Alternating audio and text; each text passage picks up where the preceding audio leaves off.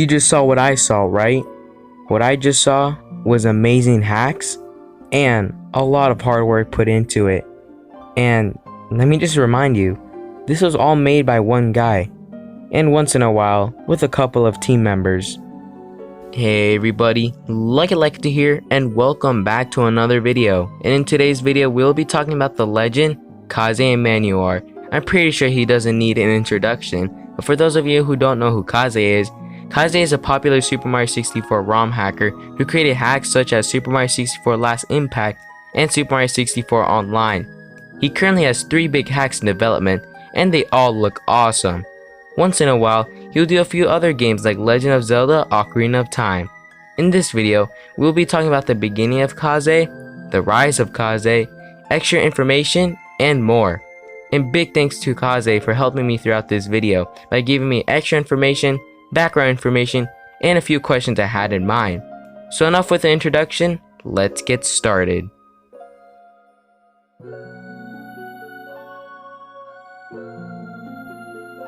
Kaze started ROM hacking around 2011. By this time he was 17 years old.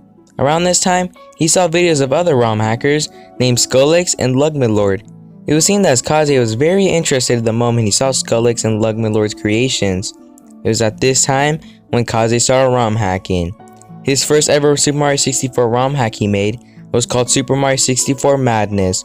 It contains 122 stars to collect, and it was made within the first 2 weeks of learning how to ROM hack. Admittedly, Kaze said it was a bad hack at its time, but it taught him a bit more how to work with the Super Mario 64 ROM. Kaze used tools such as OBJ Importer and Toadstools back then, but recently changed into a much better program. Kaze was kind enough to let me try out Super Mario 64 Madness, so I decided to give it a shot. This is the logo for Super Mario 64 Madness. Now, no offense to Kaze, but his logos aren't always the best. I mean, take a look at Super Mario 64 Last Impact's logo. But his hacks are amazing, it's just that the logos need a bit more work. I decided to speed up my gameplay just because this footage was around 20 minutes long, and I thought it was best just to speed it up. But in a nutshell, this game is kinda like a really beta version of Chaos Edition. I mean, things are everywhere, enemies, bombs, Goombas, you name it, it's probably there. But you gotta remember that this is Kaze's first ever hack that he's ever worked on, so you gotta give him a little break and a little bit of credit for trying. Remember that he even admittedly said this is a bad hack, but it did teach him how to use and work with the Super Mario 64 ROM. Let's review a few things that we learned in the beginning of Kaze. 1. He was 17 years old when he started Super Mario 64 ROM hacking. 2. His first ever hack was called Super Mario 64 Madness, which contained 122 stars to collect, and it was made within the first 2 weeks of ROM hacking. And 3. Kaze used tools such as OBJ Importer and Toadstool. So that sums up mostly the beginning of Kaze. Let's now move on into the rise of Kaze.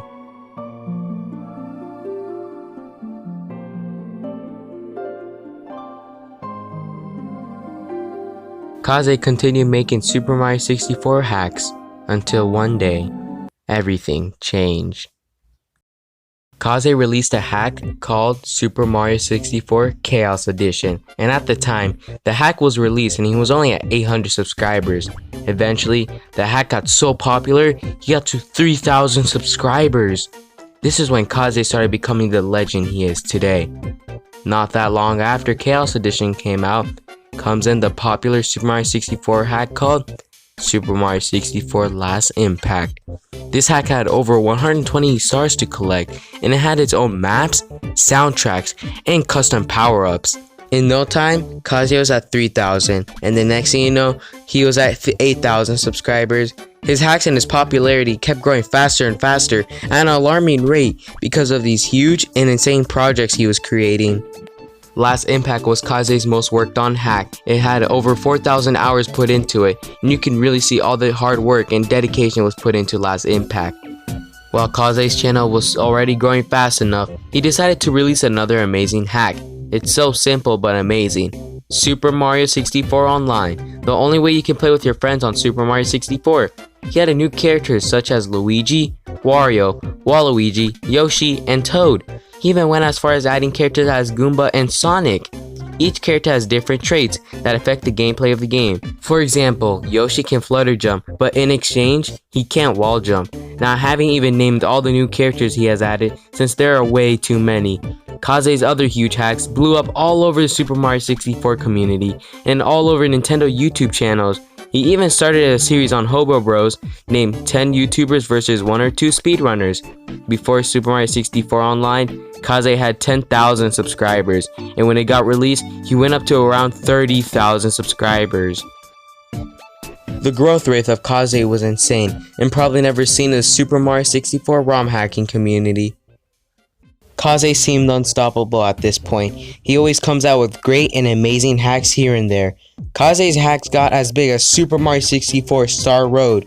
Kaze even started a mini walkthrough series on his channel called Super Mario 64 Last Impact Developer Commentary. I really do recommend to go watch those videos for more information on Last Impact, and in case you are stuck on a certain level, chances are that Kaze plays it and completes it in the video. Well, let's go check out what Kaze's been doing recently.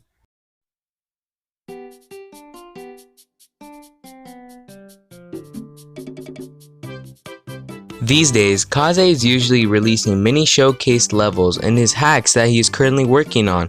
Besides that, Kaze is starting to work on some Legend of Zelda hacks and some hacks that are already released, such as Legend of Zelda Ocarina of Time First Person VR and Hazy Maze Cave in Legend of Zelda Ocarina of Time. Kaze, during the making of this video, is at 104,000 subscribers. Kaze is currently working on 3 big hacks, and 2 of them are collabs and 1 of them he's developing on his own. He's also working on a hack called the Missing Link, which we will get more in depth later on the video. Well, that's what Kaze has been doing recently. Let's go into the next topic.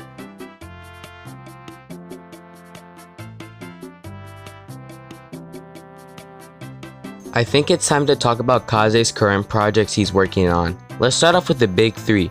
Super Mario 64 Land, Super Mario Odyssey 64, and Sunshine 64. These 3 hacks are huge and probably gonna make Kaze look like a god in the Super Mario 64 ROM hacking community. Like I said before, out of these 3 big hacks, Kaze is developing one on his own. Super Mario 64 Land is Kaze's own project and he's developing it on his own out of these big 3. Super Mario Odyssey 64 is a group project and Kaze works with BioBack. For Super Mario Sunshine 64, Kaze is working with Team Cornersoft, which is a team that consists of multiple people. Well, you might be wondering, if Kaze created Last Impact, then why can't he do Sunshine 64 and Odyssey 64 on his own? Well, I'm pretty sure Kaze would love to release these hacks for you guys to play them, but Last Impact, for example, took over 4,000 hours of development, which is a really long time. And if Kaze was working on Odyssey and Sunshine 64, then he would probably finish in like 3 years or so, because all of these projects are huge and takes lots of time. The reason Kaze works with a team on Sunshine 64 and Odyssey 64 is because he can get the work quicker that wouldn't be possible for him to do on his own. And think about it, if Last Impact took over 4,000 hours, then how long would Odyssey and Sunshine 64 take? You might be wondering, well, when does Kaze ever work on Super Mario 64 Land if he's working on 2 huge hacks? Well, Kaze works on Super Mario 64 Land during his free time. It isn't that big compared to Odyssey 64 and Sunshine 64, but it still takes time and it looks awesome. I can't wait to play it. He usually streams on Twitch when he's developing Super Mario 64 Land, and I'll leave his Twitch in the description below.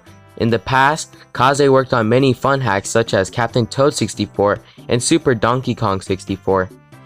These hacks aren't as big as compared to Last Impact and Sunshine 64, but these are fun mini hacks you can play in your free time, so don't expect much from these hacks since they aren't that big.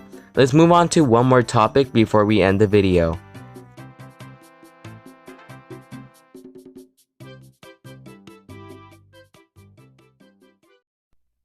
This whole topic is just good news and I'm excited to tell you guys. Let's start off with the Missing Link. Kaze has released a mini teaser, but if you are a bit confused, let me explain. Basically, Kaze is creating a hack that fills in the gap about the end of Ocarina of Time and the beginning of Majora's Mask, which sounds awesome and I can't wait to play this hack. Kaze told me that he's trying his best to make this hack better than the first 2 official Zelda games, but the hack is gonna be a bit short. The hack is also going to contain a bunch of new songs and people are helping him compose it. Now, let's talk about the big three. Kaze said that Super Mario 64 Land should be releasing this year, but Super Mario Odyssey 64 might be releasing in 2021, and Sunshine doesn't have an exact date, and he doesn't have any ideas when that's going to be released. Although we might have to wait for Odyssey 64 and Sunshine 64, at least Kaze is working with a group with those two hacks. Now, I asked Kaze a question I had in mind, which was basically asking if there's any chances of Super Mario World 64 and Super Mario Galaxy 64 happening, and he said no, neither of them are planned. Well, you might be wondering, well, Lucky Lakitu, why did he ask that question? Well, if you haven't noticed, Kaze is basically working on all the 3D mainline Mario games, and so I thought he was going to make Mario Galaxy at one point. Since Kaze did remake the OG Super Mario Bros. As well, I thought he would also remake another game such as Super Mario Bros. 3 or Super Mario World. I'm not disappointed that these hacks aren't going to happen, just because I know Kaze has better hacks in the works, and some hacks that he has up his sleeve. I also asked Kaze, is there any chance of any other hack that is going to be big or bigger than Last Impact? And he responded with yes. He said that Super Mario 64 Land should have the same amount of stars as Last Impact, and Super Mario Odyssey 64 should have 240 stars.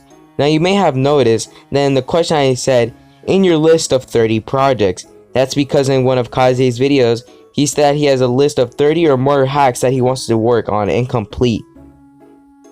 But for those of you who enjoyed Ocarina of Time 64, well, I got good news for you guys. Mario Galaxy 64 and Mario World 64 might not be a thing, but Kaze confirmed that Majora's Mask 64 will become a thing.